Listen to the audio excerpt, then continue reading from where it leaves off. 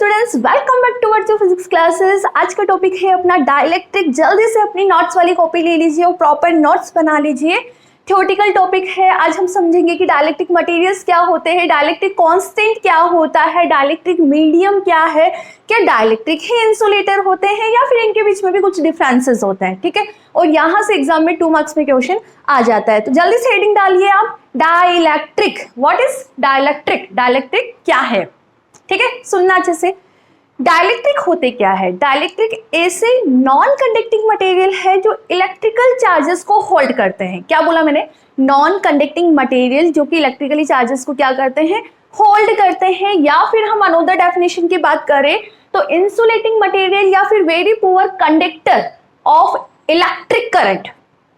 Electric current वहां पे बहुत कम, या फिर हम बात करें वेरी पुअर कंडक्टर। क्या है ये? वेरी पुअर कंडक्टर है या फिर इंसुलेटिंग मटेरियल। ये बेसिकली उसमें से करंट फ्लो नहीं होता है। ठीक है, तो डाइलेक्ट्रिक मटेरियल्स क्या है, दोनों ही आप डिफाइन कर सकते हो डेफिनेशन से।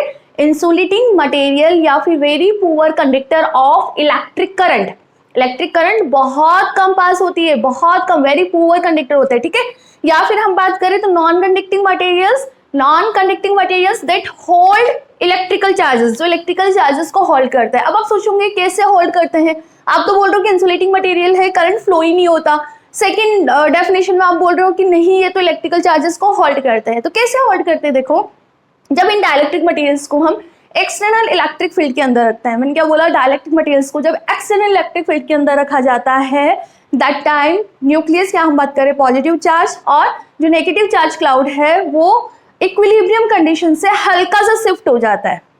क्या हो जाता है? जब हम डाइलेक्ट्रिक मटेरियल को एक्सटर्नल इलेक्ट्रिक फील्ड में रखते हैं, एक्सटर्नल इलेक्ट्रिक फील्ड के अंदर रखा मैंने डाइलेक्ट्रिक मटेरियल को, तो वहां पर क्या, जो पॉजिटिव चार्ज है मतलब न्यूक्लियस है, और जो नेगेटिव चार्ज क्लाउड है वो हल्का सा इक्विलिब्रियम कंडीशन से क्या हो जाता है? शिफ्ट हो जाता है, बिल्कुल हल्का सा शिफ्ट हो जाता है। ठीक है, उस हल्का सा शिफ्ट होगा तो बताओ उसे हम क्या बोलते हैं? यहाँ पे इंड्यूस इलेक्ट्रिक फील्ड भी बोलते हैं। क्या बोलते हैं? इंड्यूस इलेक्ट्रिक फील्ड भी बोलते हैं। या जैसे ही हल्का सा शिफ्ट हुआ तो पॉजिटिव चार्ज और नेगेटिव चार्ज दोनों क्या हो गए? सेपरेट हो गए। और इसी वजह से हम क्या बोलते हैं कि जो डाइलेक्ट्रिक मटेरियल है वो इलेक्ट्रिक चार्जेस को होल्ड करता है। क्या करता है? होल्ड करता है, या फिर इंटरनल इलेक्ट्रिक फील्ड डेवलप करता है, बहुत कम एनर्जी का लॉस करे। बहुत ही कम एनर्जी लॉस होती है जब आप डाइलेक्ट्रिक मटेरियल को एक्सटर्नल इलेक्ट्रिक फील्ड के अंदर रख देते हैं। ठीक है, बट प्रैक्टिकली इसमें से कोई भी करंट फ्लो नहीं होता। क्यों नहीं होएगा? बिकॉज फ्री चार्ज ही नहीं है। फ्री चार्ज होंगे तभी तो इलेक्ट्रिकली करंट फ्लो होगा ना, बट यहाँ पे इलेक्ट्रिकली करंट फ्लो नहीं होती बिकॉज इनके पास फ्री चार्जेस नहीं होते। ठीक है, तो आप इसको लिख लो जल्दी से।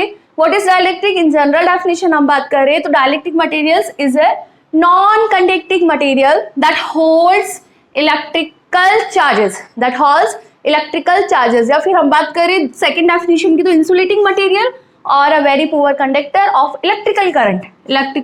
इलेक्ट्रिक करंट है वो बहुत कम, मतलब पास ही नहीं होती बिकॉज वहां पे फ्री चार्जेस ही नहीं है। When dielectrics are placed in electric field के अंदर जब रखा जाता है तो practically no current flows in them.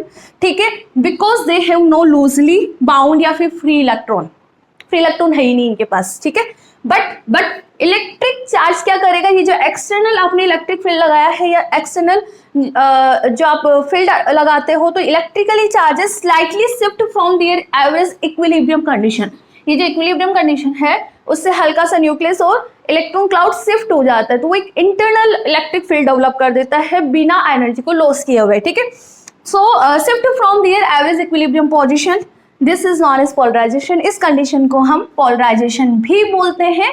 ठीक है, क्या बोलते हैं इसको? पोलराइजेशन भी बोलते हैं। और जितना ज्यादा यहाँ पे इलेक्ट्रिक फील्ड होगा यहाँ पे पोलराइजेशन भी उतना ही ज्यादा होगा। देखो एक बार एक चीज समझो, यहाँ पे पॉजिटिव और नेगेटिव 2 अपोजिट चार्ज है, इक्वल है और बहुत स्मॉल डिस्टेंस पे रखे हुए हैं। क्या बोलते हो आप इसको? डायपोल ना? क्या बोलते हो? डायपोल बोलते हो ना? जैसे हमने डाइलेक्ट्रिक मटेरियल को एक्सटर्नल इलेक्ट्रिक फील्ड के अंदर रखा तो यहाँ पर क्या हुआ? न्यूक्लियस और इलेक्ट्रॉन क्लाउड थोड़ा सा शिफ्ट हुआ। जैसे शिफ्ट हुआ तो इन्होंने क्या बना दिया? यहाँ पे इंड्यूस्ड डायपोल। क्या बना दिया? इंड्यूस्ड डायपोल, जिसे हम P से रिप्रेजेंट करते हैं। This is directly proportional to applied external field. जितना ज्यादा यहाँ पे एक्सटर्नल फील्ड होगा, इंड्यूस्ड डायपोल की वैल्यू उतनी ही ज्यादा होगी। If you remove external sign तो यहाँ पे कॉन्स्टेंट आता है अल्फा। इस अल्फा को हम क्या बोलते हैं? पोलराइजेशन। क्या बोलते हैं, पोलराइजेशन, ठीक है। या फिर हम अल्फा की बात करें, value will be P is divide by E, this is a formula of polarization. तो एक नेक्स्ट टॉपिक आपका पोलराइजेशन भी कवर हो गया कि पोलराइजेशन होता क्या है। डाइलेक्ट्रिक मटेरियल्स को जब एक्सटर्नल इलेक्ट्रिक फील्ड के अंदर रखा जाता है तो डाइलेक्ट्रिक मटेरियल का पॉजिटिव चार्ज और इलेक्ट्रॉन क्लाउड हल्का सा शिफ्ट हो जाता है, they develop induce dipole moment जो कि डायरेक्टली प्रोपोर्शनल होता है अप्लाइड एक्सटर्नल फील्ड के। If you remove proportional sign there will be an constant, this is known as polarization. इसे हम बोलते हैं पोलराइजेशन, जिसे हमने अल्फा से रिप्रेजेंट किया है। दिस इज एटॉमिक पोलराइजेशन, ठीक है।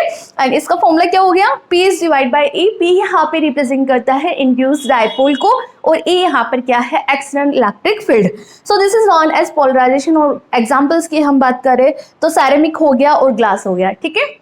ये किस में आते हैं, डाइलेक्ट्रिक मटेरियल्स के अंदर आते हैं, ठीक है। अब ना हम डाइलेक्ट्रिक मीडियम की बात कर लेते हैं कि डाइलेक्ट्रिक मीडियम में यदि चार्ज पार्टिकल्स रखे हुए हैं तो वहां पे कूलाम फोर्स की वैल्यू क्या होगी, डाइलेक्ट्रिक कांस्टेंट क्या होगा, इसको भी समझ लेते हैं। और क्या इंसुलेटर डाइलेक्ट्रिक दोनों सेम होते हैं या फिर इनके बीच में कुछ डिफरेंसेस होता है, तो इसको राइट डाउन कर लीजिए और इसको भी साइड में लिख लीजिए कि external electric field dielectric material पे लगाया तो डायपोल इंड्यूस हो गए जो कि एक्सटर्नल इलेक्ट्रिक फील्ड के डायरेक्टली प्रोपोर्शनल है, प्रोपोर्शनल साइन हटाया तो कांस्टेंट आता है जिसे हमने पोलराइजेशन बोला है और इसको अल्फा से रिप्रेजेंट करा है, ठीक है। पोलराइजेशन के आगे आप एटॉमिक पोलराइजेशन लिखना ना, ठीक है। एटॉमिक पोलराइजेशन बोलते हैं, अल्फा से रिप्रेजेंट किया है and alpha equal to P by E, this is the formula of atomic polarization, that is clear. Okay, so now हम आगे बढ़ते हैं।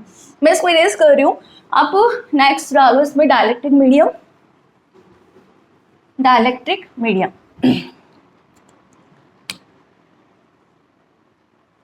Dielectric medium.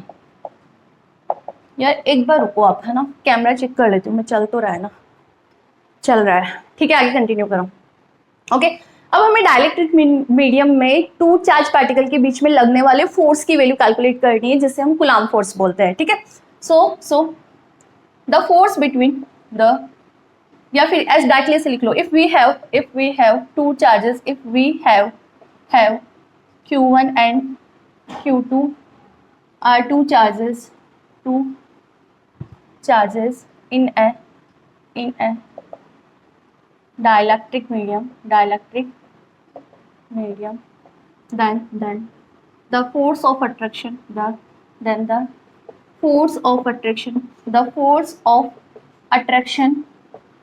force of attraction between them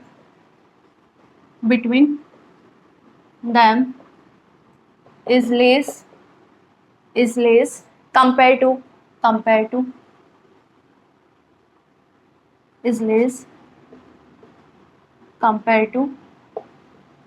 vacuum.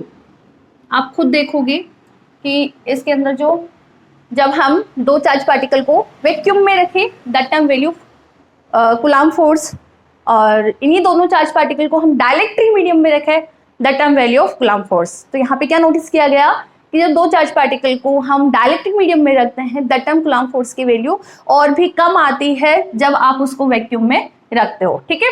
तो यहाँ पे हमने दो चार्ज पार्टिकल ले लिए, the first is Q1, second is Q2, दोनों स्मॉल r डिस्टेंस पे सिचुएटेड है। Okay, so value of force by the Coulomb formula बता दो जल्दी से। F क्या होगा आपके पास, K Q1 Q2 upon R square, where यहाँ पे K आपके पास क्या है, 1/4 पाई एप्सिलॉन, क्या है, एप्सिलॉन यहाँ पर क्या होती है, परमिटिविटी ऑफ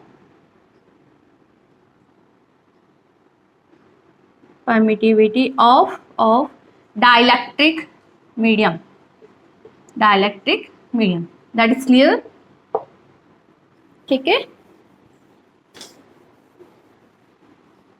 नाउ नेक्स्ट आप इसमें डालो dielectric constant. What is dielectric constant, देखो डाइलेक्ट्रिक मीडियम की इलेक्ट्रिकल नेचर को डिफाइन करने के लिए यहाँ पे एक डायमेंशनल लेस कांस्टेंट यूज में लिया जाता है। क्या, to define the electrical nature of dielectric medium here we use a dimensional less constant, this is known as dielectric constant, ठीक है, लिख लो। The electrical nature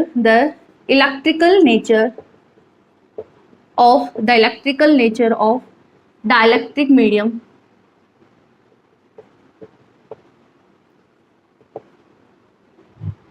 is defined by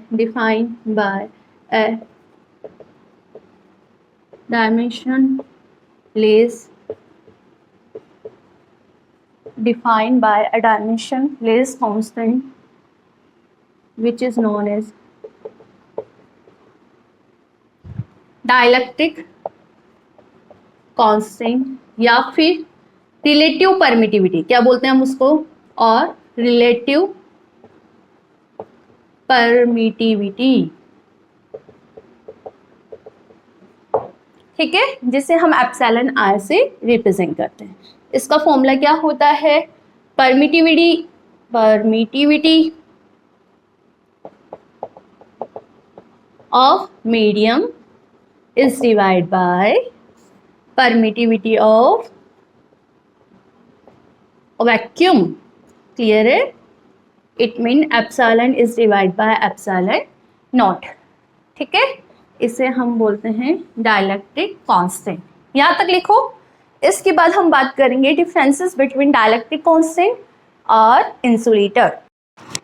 now अब डिफरेंसेस देख लेते हैं डायलेक्ट्रिक मटेरियल और insulators के बीच में। डायलेक्ट्रिक, अब तो समझ चुके हो ना डायलेक्ट्रिक मटेरियल्स क्या होते हैं, ऐसे मटेरियल्स जो इलेक्ट्रिक चार्जेस को होल्ड करते हैं या फिर इंटरनल इलेक्ट्रिक फील्ड डेवलप करते हैं विदाउट लॉस ऑफ एनर्जी, ठीक है।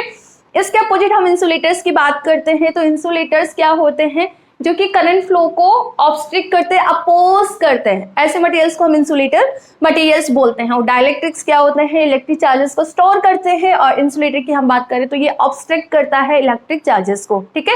एंड द थर्ड एप्लीकेशन हम देख लेते हैं, डायलेक्ट्रिक बेसिकली यूज में लिए जाते हैं कैपेसिटर्स के अंदर या फिर हाई पावर केबल बनाने के लिए, इंसुलेटर यूज में लिए जाते हैं for the high voltage system और कंडक्टिंग वायर्स। तो आप लिख लीजिए the first difference is material, dielectric में लिखना आप material that can develop an electric field with minimum loss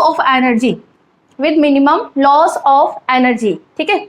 इसके अपोजिट इंसुलेटर लिखिए आप। इंसुलेटर एक ऐसा सब्सटेंस है दैट हैव लो कंडक्टिविटी, जिसके पास कंडक्टिविटी बहुत कम होती है, एंड विच ऑब्स्ट्रिक्ट या फिर oppose the flow of current, जो करंट फ्लो को अपोज करता है, ठीक है। और देखो ये क्या है, एक स्टोर चार्जेस को स्टोर करने की डिवाइसेस है, स्टोर द चार्जेस, और ये क्या करता है, ऑब्स्ट्रिक्ट्स द चार्जेस को अपोज करता है।